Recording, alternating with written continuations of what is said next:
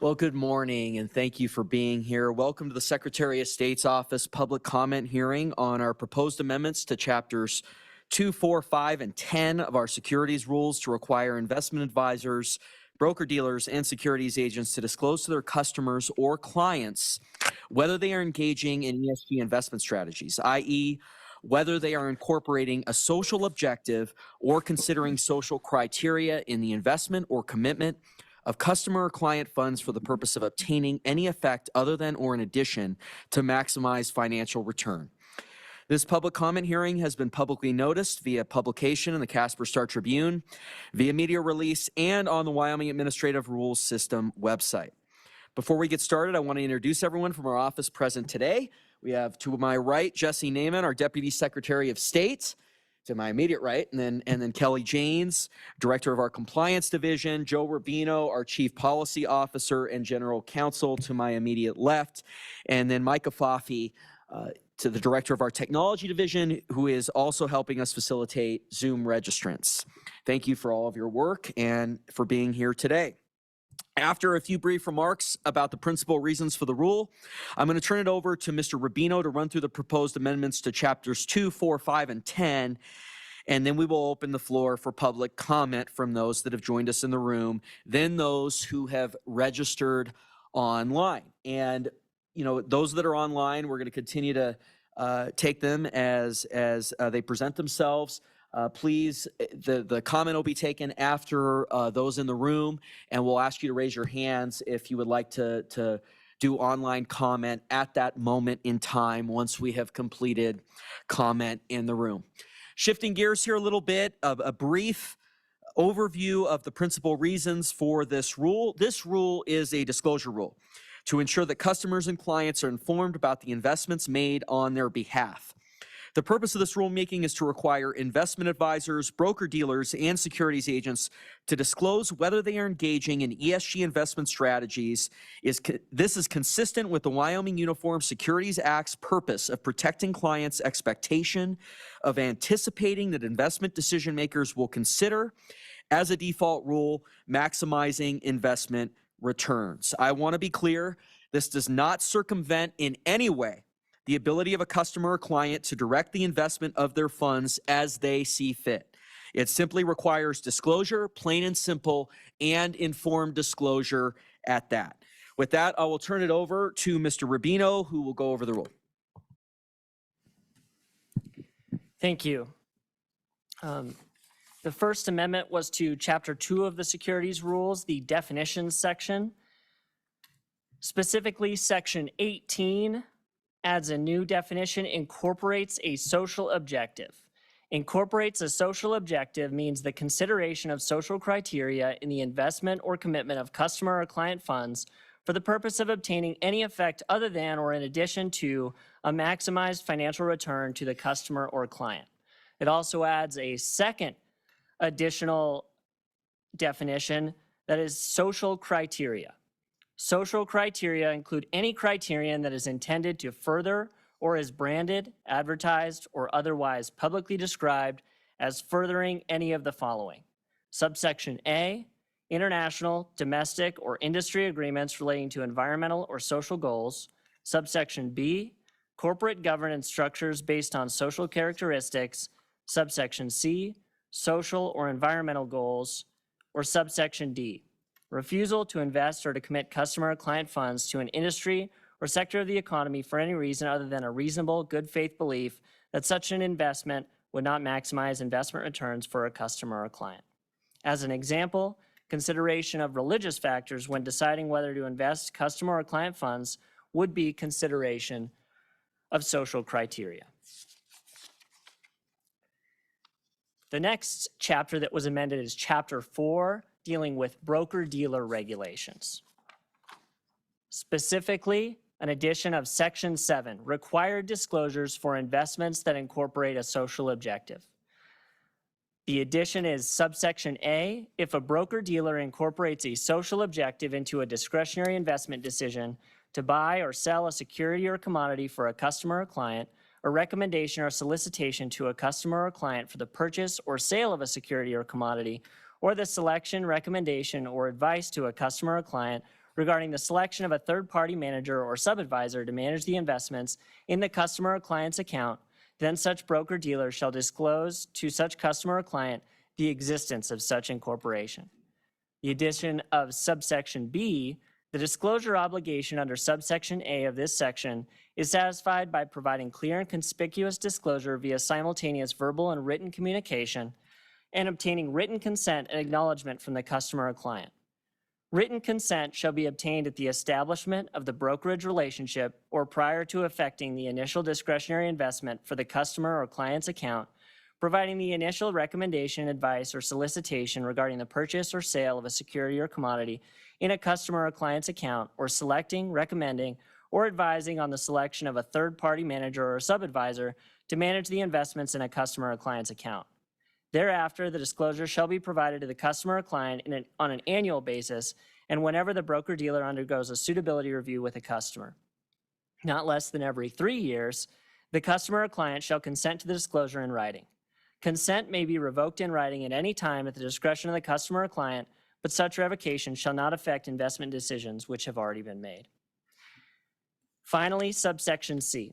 Written consent required under subsection B of this section shall be satisfied by providing a disclosure form to be signed by the customer or client, which is separate and distinct from any other disclosure form provided to the customer or client, captioned in boldface type, not less than 24 points, quote, ESG disclosure and consent, unquote, and which states in type not less than 12 points as follows. Quote, I, name of customer or client, consent to name a broker-dealer incorporating a social objective into any discretionary investment decision my broker-dealer makes from my account. Any recommendation, advice, or solicitation my broker-dealer makes from me for the purchase or sale of a security or commodity, or the selection my broker-dealer makes, or recommendation or advice my broker-dealer makes to me regarding the selection of a third-party manager or sub-advisor to manage the investments in my account. Also, I acknowledge and understand that incorporating a social objective or other non-financial objective into discretionary investment decisions, recommendations, advice, or the selection of a third-party manager or sub-advisor to manage the investments in regards to my account will result in investments and recommendations or advice that are not solely focused on maximizing a financial return for me or my account. This consent shall remain valid until the next time consent is required by law or until otherwise revoked in writing by me at my discretion. Revocation of this consent shall not affect investment decisions which have already been made.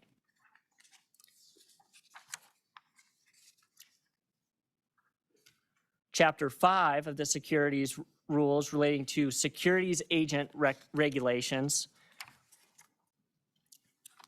added a new Section 6, required disclosures for investments that incorporate a social objective.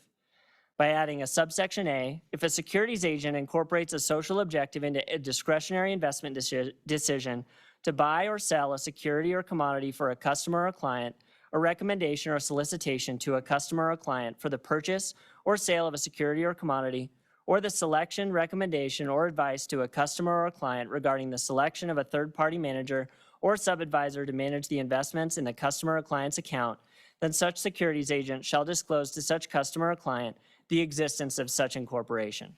A new subsection B, the disclosure obligation under subsection A of this section is satisfied by providing clear and conspicuous disclosure via simultaneous verbal and written communication and obtaining written consent and acknowledgement from the customer or client. Written consent shall be obtained at the establishment of the brokerage relationship or prior to effecting the initial discretionary investment for the customer or client's account, providing the initial recommendation, advice, or solicitation regarding the purchase or sale of a security or commodity in a customer or client's account, or selecting, recommending, or advising on the selection of a third-party manager or sub-advisor to manage the investments in a customer or client's account. Thereafter, the disclosure shall be provided to the customer or client on an annual basis whenever the securities agent undergoes a suitability review with the customer or client. Not less than every 3 years, the customer or client shall consent to the disclosure in writing. Consent may be revoked in writing at any time at the discretion of the customer or client, but such revocation shall not affect investment decisions which have already been made. And by adding a new subsection C. Written consent required under subsection B of this section shall be satisfied by providing a disclosure form to be signed by the customer or client, which is separate and distinct from any other disclosure form provided to the customer or client, captioned in boldface type not less than 24 points, quote, ESG disclosure and consent, and which states in type not less than 12 points as follows. Quote, I, name of customer or client, consent to name of securities agent incorporating a social objective into any discretionary investment decision my securities agent makes for my account. Any recommendation, advice, or solicitation my securities agent makes for me for the purchase or sale of a security or commodity, or the selection my securities agent makes, or recommendation or advice my security agent makes to me regarding the selection of a third-party manager or sub-advisor to manage the investments in my account. Also, I acknowledge and understand that incorporating a social objective or other non-financial objective into discretionary investment decisions, recommendations, advice, or the selection of a third-party manager or sub-advisor to manage the investments in regards to my account will result in investments and recommendations or advice that are not solely focused on maximizing a financial return for me or my account. This consent shall remain valid until the next time consent is required by law or until otherwise revoked in writing by me at my discretion. Revocation of this consent shall not affect investment decisions which have already been made. And finally, the additions and revisions to Chapter 10 of the Securities Rules relating to investment advisor regulations. At the top of page 1, changing the heading, that's a formatting change. On page 3, Section 3, notice filing requirements for federal covered investment advisors, a new subsection D. Investment advisors and investment advisor representatives covered by this section shall adhere to the requirements set forth in Section 15 of this chapter. And the addition of a new Section 15, required disclosures for investments that incorporate a social objective. Subsection A, if an investment advisor or investment advisor representative incorporates a social objective into a discretionary investment decision to buy or sell a security or commodity for a customer or client, advice or a recommendation to a customer or client for the purchase or sale of a security or commodity, or the selection or advice of, or a recommendation to a customer or client regarding the selection of a third-party manager or sub-advisor to manage the investments in the customer or client's account, and such investment advisor or investment advisor representative shall disclose to such customer or client the existence of such incorporation. Subsection B, a disclosure obligation under subsection A of this section is satisfied by providing clear and conspicuous disclosure via simultaneous verbal and written communication and obtaining written consent and acknowledgement from the customer or client. Written consent shall be obtained either at the establishment of the advisory relationship or prior to effecting the initial discretionary investment for the customer or client's account, providing the initial recommendation or advice regarding the purchase or sale of a security or commodity in a customer or client's account, or selecting, recommending, or advising on the selection of a third-party manager or sub-advisor to manage the investments in a customer or client's account. Thereafter, the disclosure shall be provided to the customer or client on an annual basis whenever the investment advisor or investment advisor representative undergoes a suitability review with a customer or client. Not less than every 3 years, the customer or client shall consent to the disclosure in writing. Consent may be revoked at any time at the discretion of the customer or client, but such revocation shall not affect investment decisions which have already been made. And finally, a new subsection C. Written consent required under subsection B of this section shall be satisfied by providing a disclosure form to be signed by the customer or client, which is separate and distinct from any other disclosure form provided to the customer or client, captioned in boldface type not less than 24 points, ESG disclosure and consent, and which states in type not less than 12 points as follows. Quote, I, name of customer or client, consent to, as applicable, name of investment advisor or investment advisor representative, incorporating a social objective into any discretionary investment decision my, as applicable, investment advisor or investment advisor representative makes for my account. Any recommendation or advice my, as applicable, investment advisor or investment advisor representative makes to me for the purchase or sale of a security or commodity, or the selection my, as applicable, investment advisor or investment advisor representative makes, or recommendation or advice my, as applicable, investment advisor or investment advisor representative makes to me regarding the selection of a third-party manager or sub-advisor to manage the investments in my account. Also, I acknowledge and understand that incorporating a social objective or other non-financial objective into discretionary investment decisions, recommendations, advice, or the selection of a third-party manager or sub-advisor to manage the investments in regards to my account will result in investments and recommendations or advice that are not solely focused on maximizing financial return for me or my account. This consent shall remain valid until the next time consent is required by law or until otherwise revoked in writing by me at my discretion. Revocation of this consent shall not affect investment decisions which have already been made. Thank you, Mr. Rubino. Without further ado, we will open public comment. Please know that this is your time to provide your input as a member of the public, and it is our time to listen. Our office is here to listen. If there are any logistical questions, we can always answer them. However, we want to be careful to avoid a back and forth from our office at this time, because this is about us listening to you. And then we will be happy to address all comments via the formal rulemaking process after the public comment period closes. In addition, a little bit of the parameters today. One, there will be no time limit on public comments, and we will stay as long as it takes to listen to everyone's comment. Again, our office is here to listen.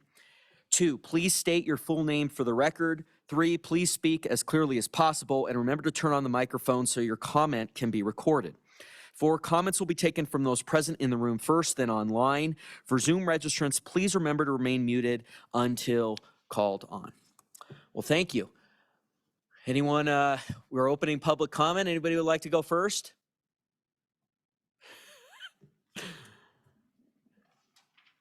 Yes, Mr. Gruber. I think Mr. Gruber was, thank you.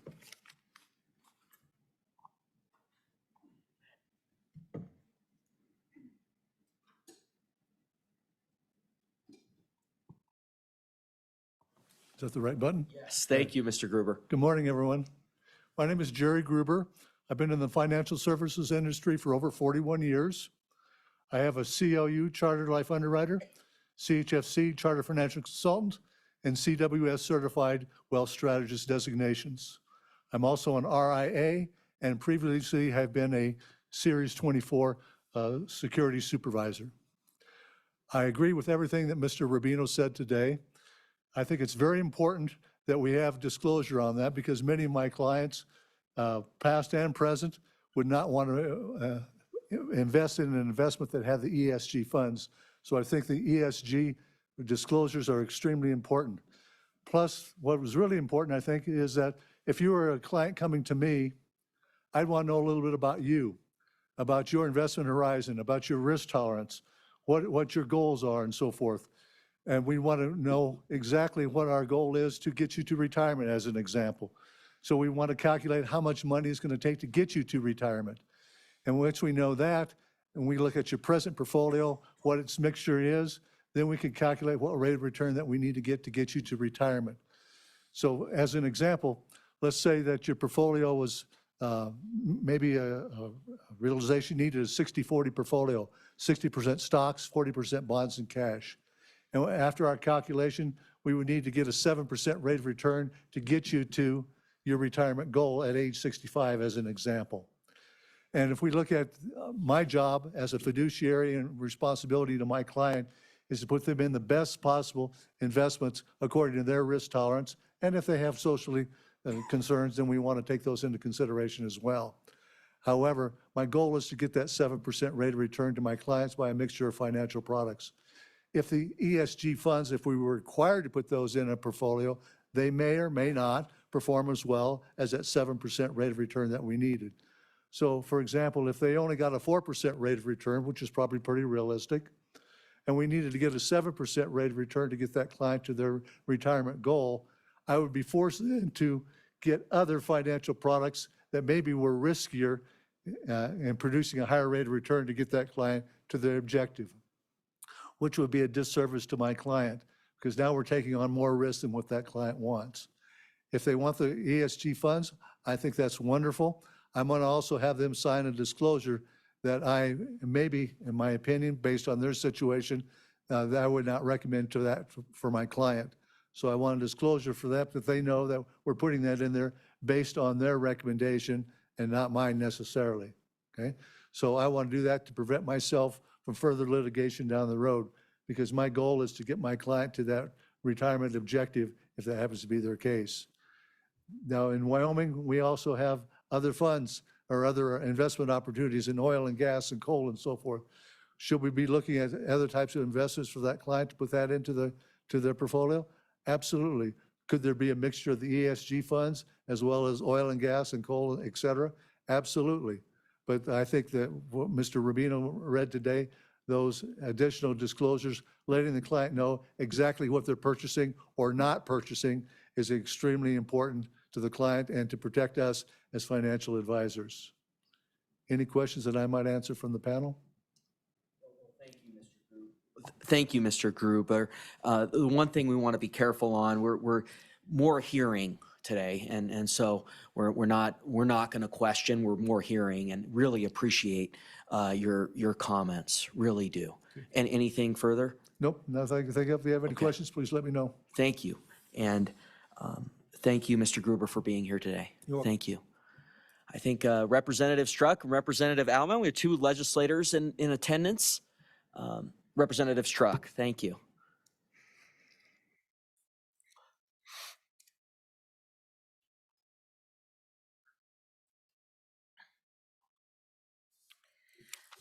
Thank you very much for holding public comment on this very important issue. And my name is Tommy Strzok, and I represent Douglas and much of Converse County and House District 6 in the Wyoming Legislature. And I have been asked by constituents to speak in favor of the proposed disclosure rule, and I support the proposed rule myself. And transparency in investing is crucial, as investment advisors are trustees dealing with their clients' financial interest. And nothing in the proposed rule prohibits ESG practices, but the rule simply requires that investment advisors let their clients know what they are dabbling in funds that do not prioritize the highest return on their investment. And so my constituents are like most of the Wyomingites, and they're hardworking, and they're connected in some way to Wyoming's legacy industries. And so ranching and the energy are staples to my district. And those Wyomingites who do invest often are investing dollars earned in these industries. And many of my constituents are investors who rely heavily on their investment income on retirement. And these individuals deserve to be informed when their hard-earned dollars are placed into funds that do not prioritize the highest possible return and which seek to destroy the industries that Wyoming depends on.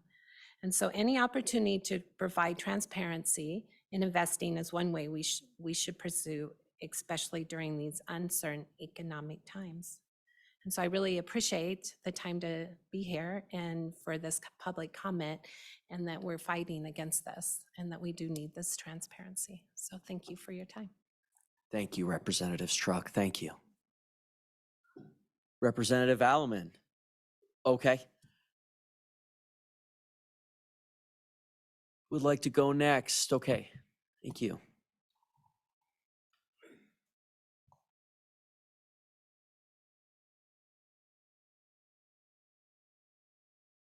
Yes. I think, yeah, you gotta. Much better, thank you. Good morning, my name is John Cronin, and I am in Cheyenne today on behalf of LPL Financial, the nation's largest independent model broker-dealer.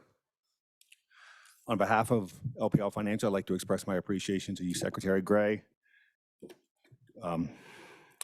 Division Director Janes, Mr. Naiman, Mr. Urbino, for allowing me to present today on behalf of LPL Financial.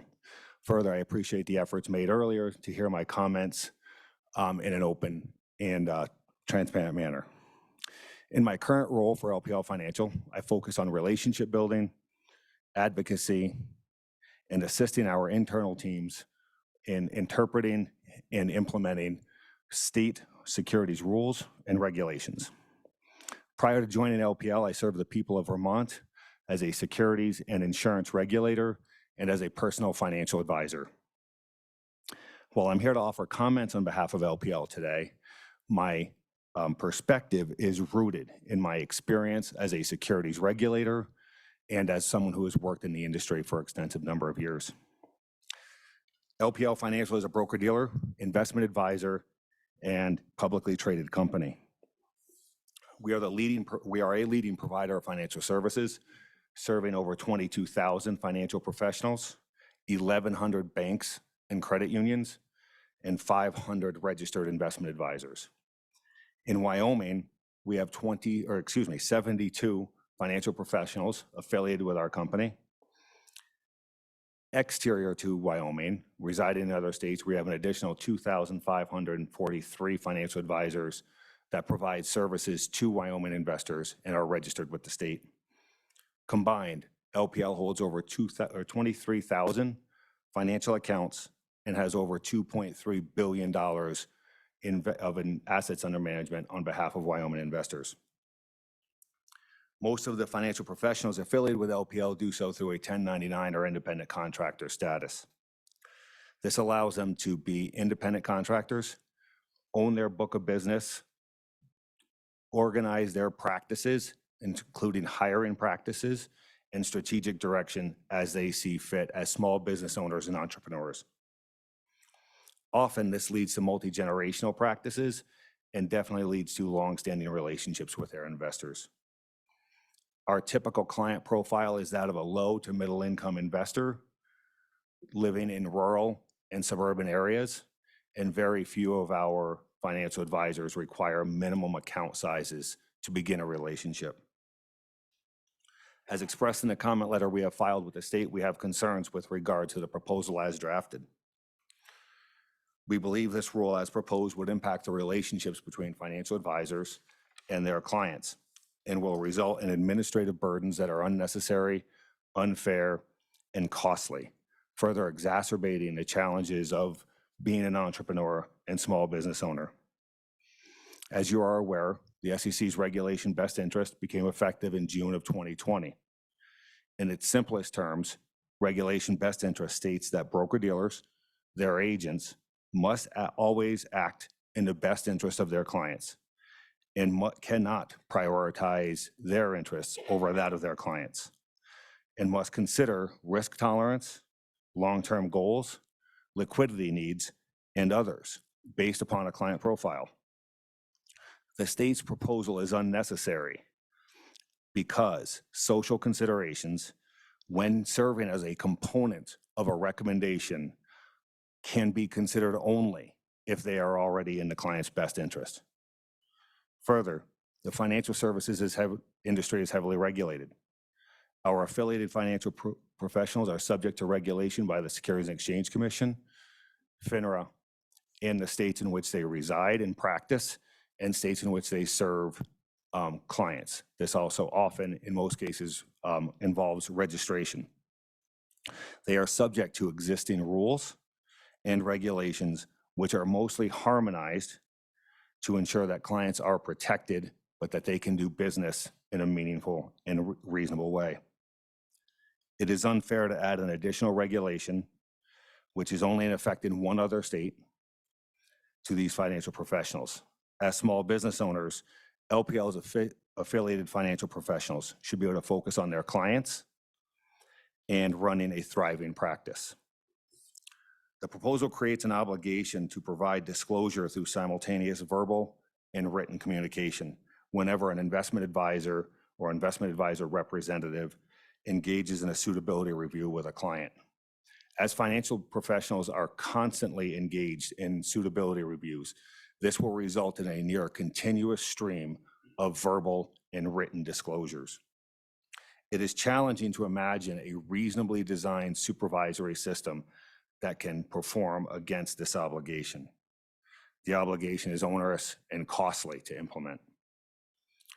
While we believe these amendments are unnecessary, unfair, and costly, we support the existing regulatory structure of financial services, which includes federal and state securities regulators and self-regulatory organizations. This system was built in part upon the National Securities Markets Improvement Act of 1996, commonly referred to as NSMIA.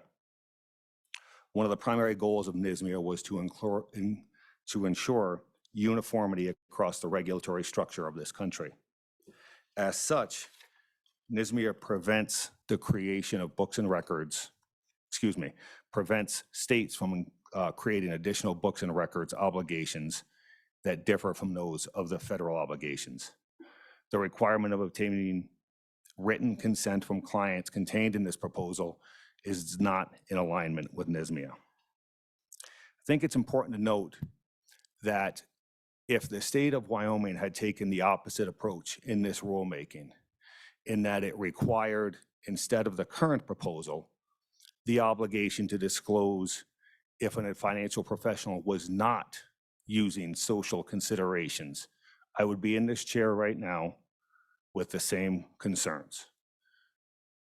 LPL appreciates the opportunity to testify and state our concerns. We urge the Secretary to rescind the proposal because we believe these amendments are unnecessary, unfair, and costly, and will have significant impacts on our Wyoming financial professionals and their clients. Thank you very much for your time and attention. Well, thank you, Mr. Cronin. Thank you. Would like to comment next? Yes, thank you. Welcome. Thank you. I'm Micah Ehrmart. From an investor's point of view, I just want to make sure that I'm understanding things correctly. For the initial signing an agreement, I understand that you need the person's written permission. But for every 3 years, does the investor then also have to sign again that they still want to continue that agreement? Or is it just automatic that if there is no signing, it's considered that the agreement is still in effect until the investor actually makes in writing the request to withdraw from the relationship? That's number one. Number two, I do have a problem with anything that says verbal or written, because having been in real estate for years, the common phrase was verbal don't mean nothing. So if things really get technical, I would like to be assured that everything actually is in writing. What happens between the client and the representative, a lot of things can be said, but I think that needs to also be followed up in something writing. Thank you. Well, thank you, Ms. Ehrmart. Thanks for being here. And we will respond to those in writing as we are going to respond to the entire public comment process. So thank you. Thank you. Who would like to go next?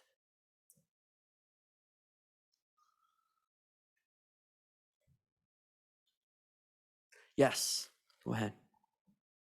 Mr. Gruber, I think we're going to have a, yeah, thank you.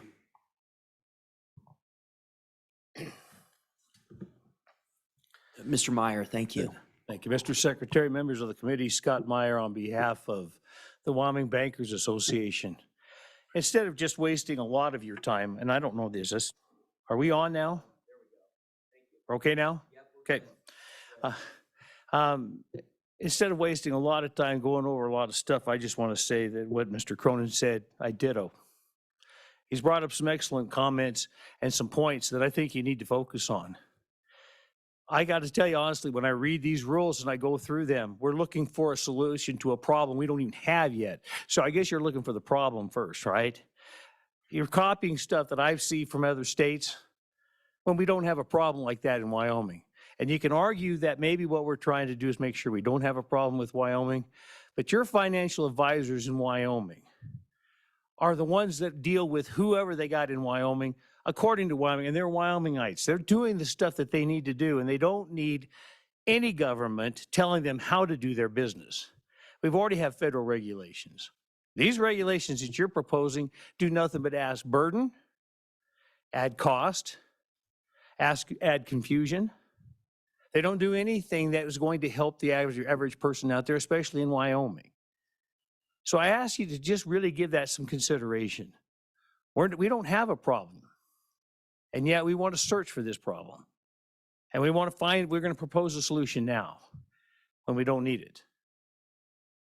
These financial institutions need to be able to do business with any member of the public that they have a legal right to do business with according to their terms, according to the public's terms, their clients.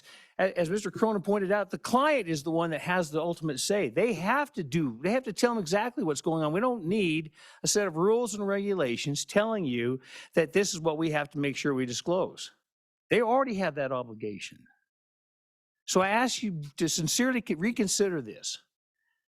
If this is onerous and it doesn't provide anything beneficial other than what we can say is Well, we dealt with this problem and we didn't have a problem. I stand for any questions. Thank you, Mr. Meyer. Appreciate it. Thank you. Yes, Representative Alman.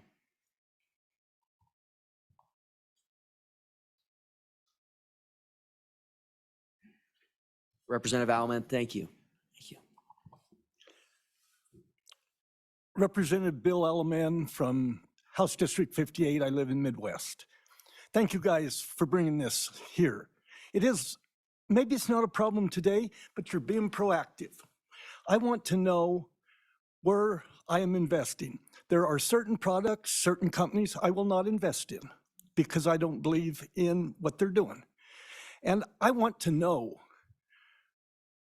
what I'm, excuse me, I want to know what I'm investing in and if there is social governance behind it, because that would be a choice I would not make. Thank you. Thank you, Representative Alman. Mr. Sabrowski.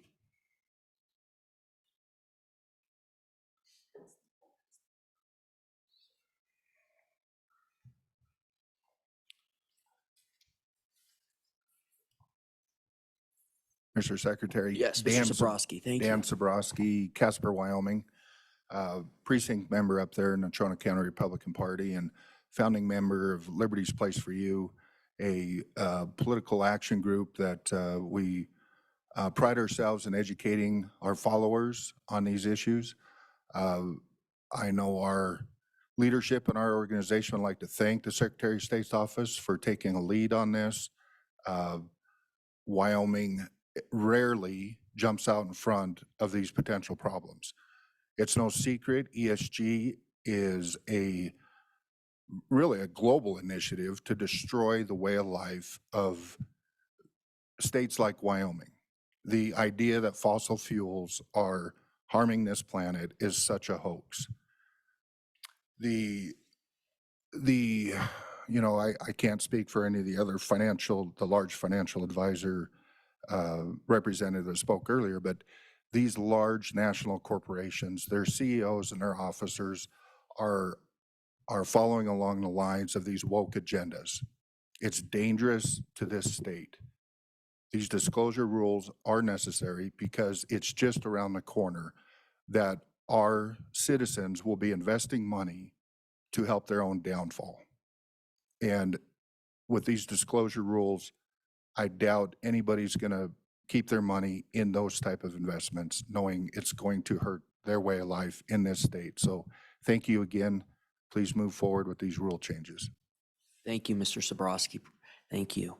And just for a little clarity, we're going to take a first round of comments first, and then we'll have an opportunity for anyone that wants to have a second round. We'll go ahead and do that before we proceed to the Zoom. Okay, who would like to go next? Oh, thank you. Yes. Hi. Good morning, everybody. Yes. Welcome. Hi, my name is Chris Nicholson. I'm the head of research at Strive Asset Management. We are an asset manager startup that basically opposes many of the ESG investment trends. And it's part of my job to actually research the performance or underperformance of ESG investing. So that's one thing I could speak to today, because I think it's pretty relevant to this rule. So we have a lot of research, I think, indicating that ESG investing underperforms. Let me start with the theory. It's just a matter of investment theory. If you impose a negative screen and you just say, I don't want certain stocks, like I don't want fossil fuel stocks, then by definition, that's going to tend to lead to underperformance. And this is something that large asset managers like State Street's chief of investment officer has admitted in testimony. By definition, if you just remove stocks from your universe, then that can't improve the performance. And we see this reflected in the evidence. To quantify it, we see a lot of ESG underperformance, a lot of ESG funds being shut down recently.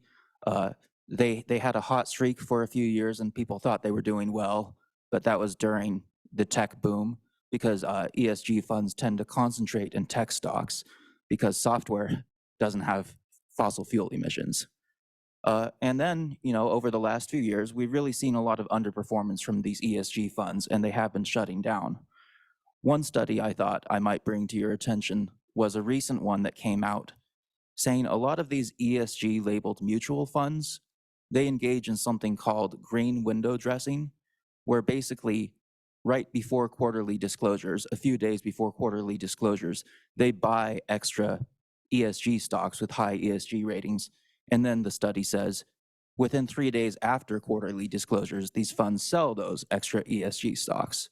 So when I looked at that, that confirmed all the research I've been seeing that says, basically, if you look at ESG investing's biggest proponents, if you look at their words, they say it's great. But if you look at their actions, there's all this evidence saying even they don't believe that it performs well.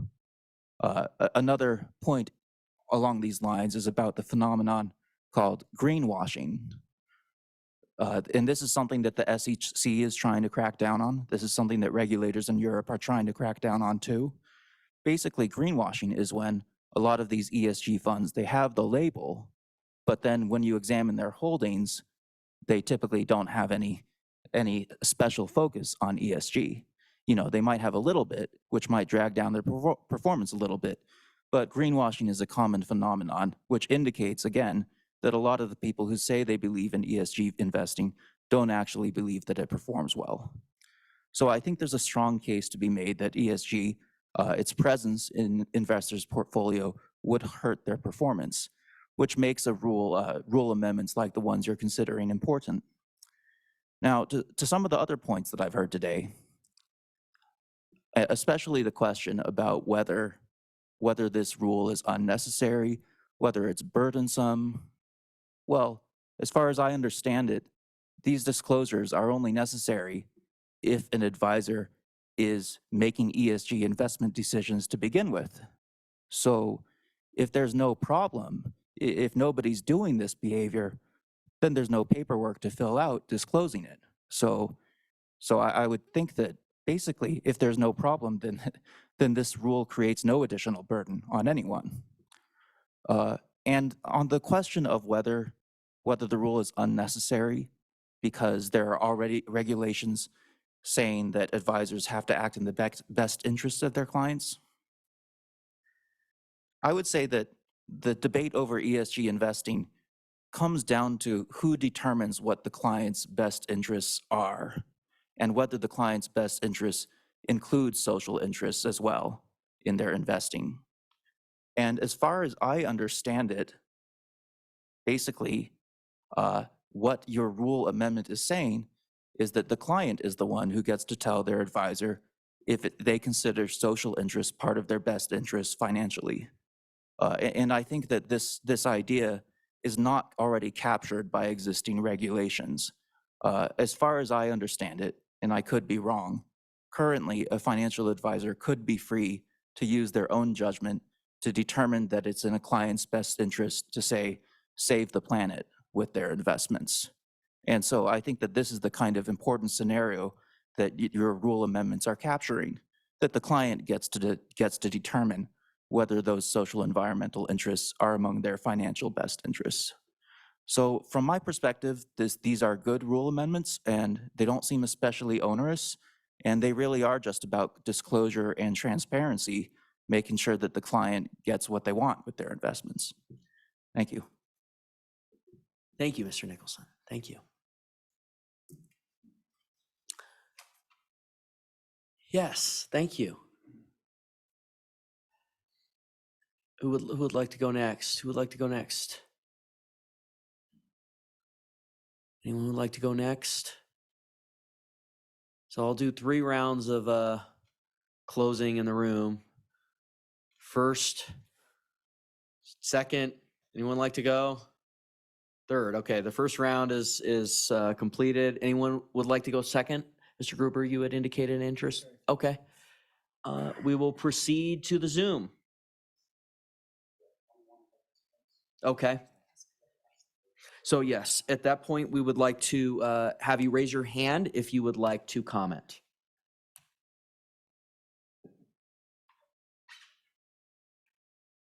Again, if you would please raise your hand if you'd like to comment. Those on the Zoom, we have 21 participants, and we're just trying to gauge those that are wishing to comment versus those that are there to watch.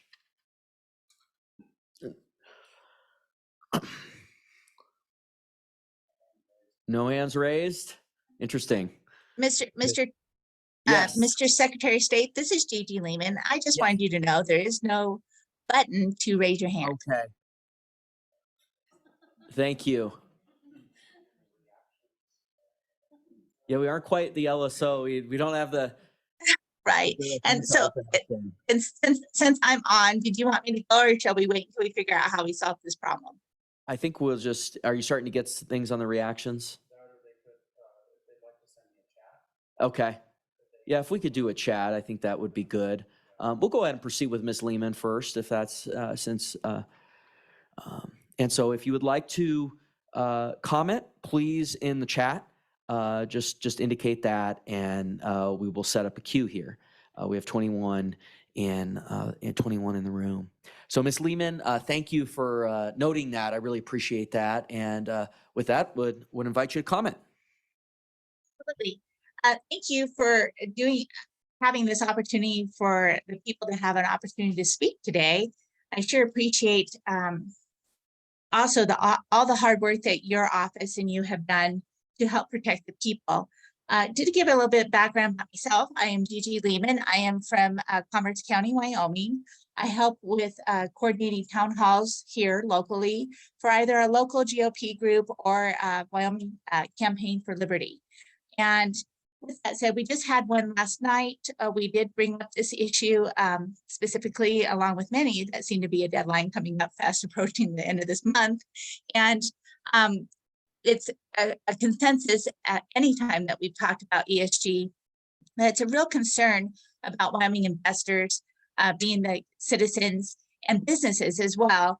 And transparency is always a good rule of thumb. And people are very interested in how you have put these disclosure rules together, and are very appreciative that you have done so in a proactive manner before we do take an extreme hit and not have to be in a reactive posture.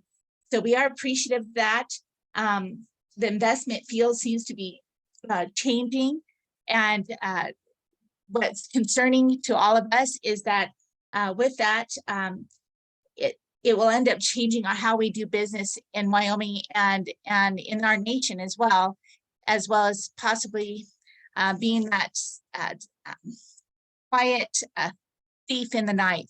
And we just want to thank you for taking care of the citizens of Wyoming and being so thought-provoking, putting these disclosure rules together. Thank you.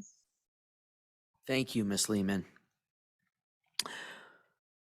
So, Mike, Mr. Foffey, are we starting to have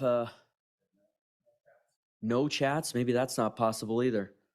I have received other chat people asking questions about. Okay. I got a hand raised from Kathy Russell, Miss Russell. Okay. So we'll go ahead and open it up to Miss Russell. And please, if you could state your name for the record. Thank you, Miss Russell. Kathy Russell, Cheyenne, Wyoming. Can you hear me okay? Yes, thank you for asking that question. It's a little light in this room. We can hear, and we're going to try to work on that. I see Mr. Foffey trying to work on that. But yes, if you could be pretty clear, we did hear Ms. Lehman, and we can hear you as well.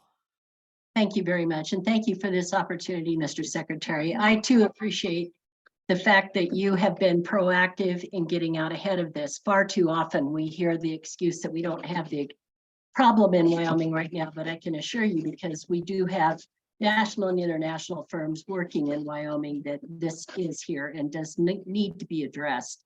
And so I personally am very much in favor of these rules. Far too often investments and the particular investors' desires on what they want to invest in get buried 2 or 3 layers down. And so you may be invested, I may be invested in some social movements that I was not even aware of, because the investments roll up to bigger companies.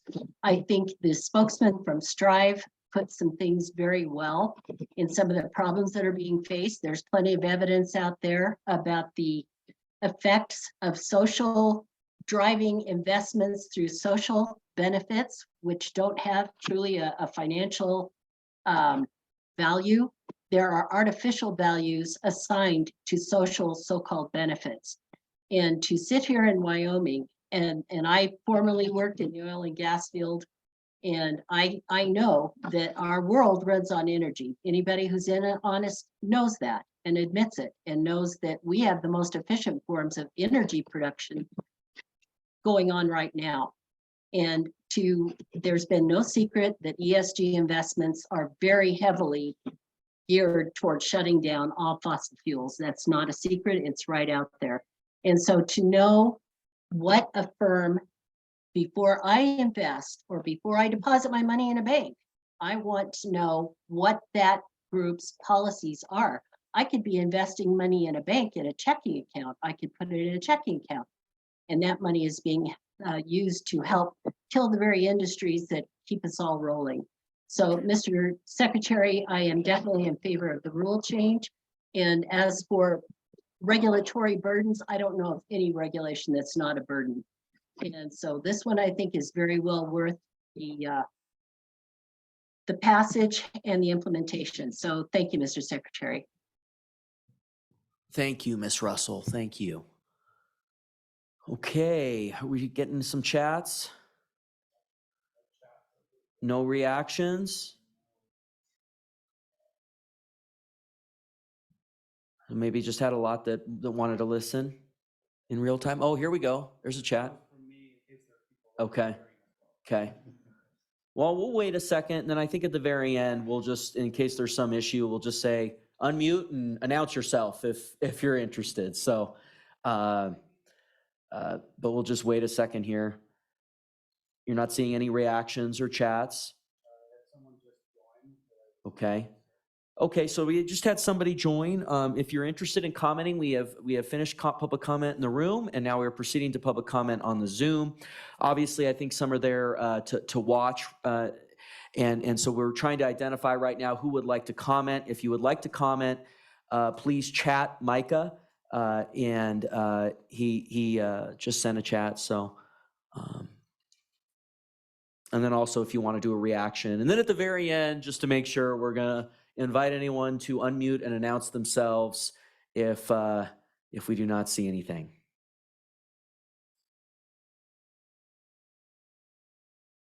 Yeah. Well, we'll just wait 30 seconds. Just make sure. Again, if you would like to comment, we have finished public comment in the room. If you would like to comment in the Zoom, please chat Micah or react in some way. We do believe there's the opportunity for a reaction there, but also chat, and Micah has chatted. And then in a moment here, in about 20 to 25 seconds, we'll just invite you to unmute and announce yourselves as Miss Lehman did, if you would like to comment.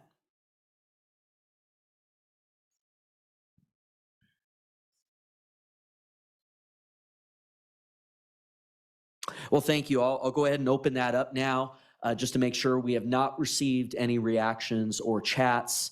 If you would like to comment, just to make sure we're on the up and up here, please at this time unmute and just announce yourself. And no problem if some folks talk over each other. We'll all work it out. We just need to identify that you're out there and would like to comment. And we know the reaction is out there as a possibility, and the chat. But just to make sure here, we wanted to have one last round. So if you would like to comment, please unmute yourself, chat, or react. And also, I'll invite, if none of those are working, you can also text me at 307-251-1372, 307-251-1372, if none of that is working.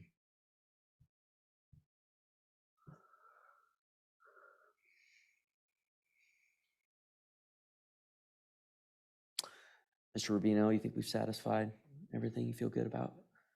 Okay.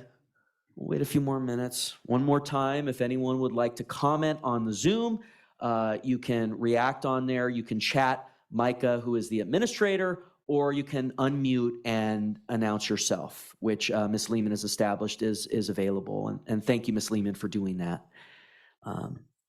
So again, and please interrupt here. We're wrapping this up. Please go ahead and interrupt, until we adjourn. Go ahead and unmute or announce yourself or chat or raise your hand if you are interested in commenting.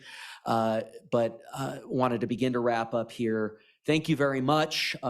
This was a very productive public comment period, and we will respond in writing to the comments that have been received in writing, and then also those that we have received here in our verbal public comment period today. Mr. Foffey, just want to confirm one last time, you've not seen anything? Okay. Well, thank you very much for being here, and we will go ahead and close the comment and adjourn the public hearing here on Friday, September 29th. Thank you very much, and have a wonderful weekend. Go Pokes.